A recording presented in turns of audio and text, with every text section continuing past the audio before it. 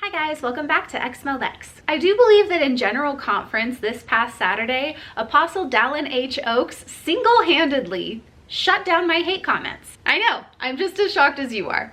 I rarely see eye to eye with Oaks. He's said some actually horrible things before, but I guess that just goes to show that even a broken clock is right twice a day. If you've been around my channel for a while, you've probably seen your fair share of hate comments left for me both here on YouTube and on TikTok. Sometimes I share them, sometimes they're just quietly skeeking around in the comments section. And let me just say, not every Mormon who watches my videos leaves hate comments. In fact, I've gotten some very kind comments from Mormons, even recently. Let me share a couple with you. As an active member of the church, thank you for this video because it's opened my eyes to ways that I can be more loving. I admire you for sharing your story and being so open with your experience. Super sweet. And another, full disclosure, I am a TBM. I appreciate your kind and rational approach to both sides of the issue. Your position seems to me to come from love for your fellow men, regardless of their status of exmo or active member. Thank you. This is the first time I have ever listened to you, and I absolutely dislike almost all the anti-Mormon sites because of their lack of being love-based. If all your viewpoints have been and continue to be based in love, I would definitely listen to what you have to say. It is so refreshing to find in the space you're in. Love is always the correct answer to any question, in my opinion. Honestly, ditto. I mean, it is sometimes hard to see past anger and hurt feelings and betrayal that can come from being on both sides of the Mormonism issue. And sadly, I do receive a lot more mean comments than nice ones from Mormons. But Dallin H. Oaks gave a talk over the weekend about following Jesus Christ. And I hope that members were watching and decide to take this one to heart. Here are a few quotes.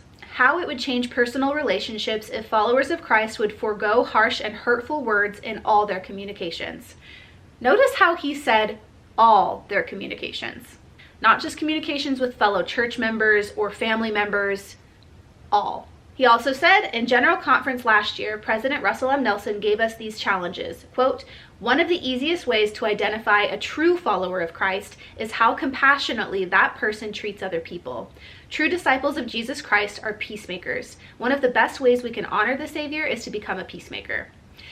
I really love this because although I don't personally believe in Jesus Christ as my Savior and Redeemer, I do think that most of the most worthwhile teachings in the Bible are attributed to him. And as the LDS Church becomes more and more focused on Jesus, I'm hoping that we'll see more of this kind of talk and more of these types of lessons and teachings in the church. I especially love this part. One of the easiest ways to identify a true follower of Christ is how compassionately that person treats other people. Because there are so many people in this world who aren't technically a follower of Christ because they don't believe in a literal Jesus, or they're part of a different religion, or maybe they don't even know who Jesus is. But they are still incredibly loving and compassionate people. And I think that that shows that being a good person isn't conditional on religion. Oaks goes on to say, we need to love and do good to all. We need to avoid contention and be peacemakers in all of our communications. This does not mean to compromise our principles and priorities, but to cease harshly attacking others for theirs. Is that not absolutely perfect? If members of the church listened to that talk in conference and took it to heart, I would never again have to worry about being called names in my comment sections, be told I'm going to hell, be attacked as a person or attacked as a parent, or generally be bullied in my comment sections by Mormons ever again. So I do hope they were listening. And one last quote.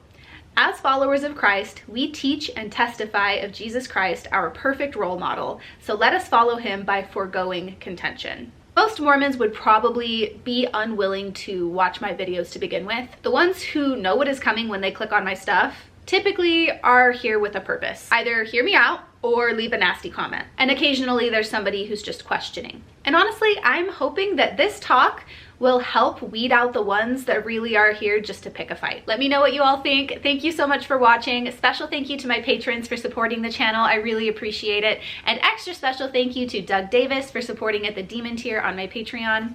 If you guys would like to support the channel, there are links to do so in the description below. Thanks for being here, and I'll see you next time. Bye!